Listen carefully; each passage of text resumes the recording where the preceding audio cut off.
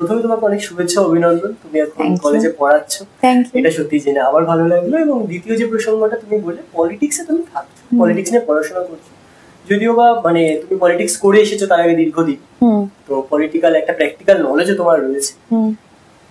পুনরায় রাজন্য হালদারকে কি আমরা রাজনীতির ময়দানে আবার দেখতে পাবো? আচ্ছা, এরকম একটা আশা আমরা রাখতে পারি। আমি আশাবাদী, তোরা কেন হবি না? আমি নিজেও আশাবাদী, দেখতেই হবে। আচ্ছা, এবার এক্ষেত্রে আরেকটা সরাসরি যদি প্রশ্নটা আরেকটু সরাসরি করি, 2026-এর ভোটের আগে আবার কি রাজনীতির ময়দান কাঁপাবে রাজন্য হালদার?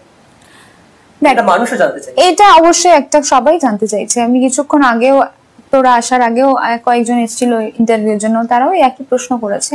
আমি এইটুকু বলতে পারি শুধু, কি হবে 26-এর আগে সেটা আমি এই মুহূর্তে দাঁড়িয়ে বলতে পারবো না এখনই, আর সেটা আমার মিডিয়াকে এখন বলা উচিত হবে না। তোর আমার নিজেদের ভাইয়ের মতো ভাইয়ের চ্যানেল, তাই জন্যই হয়তো অনেক কথা খুলে বললাম আজকে।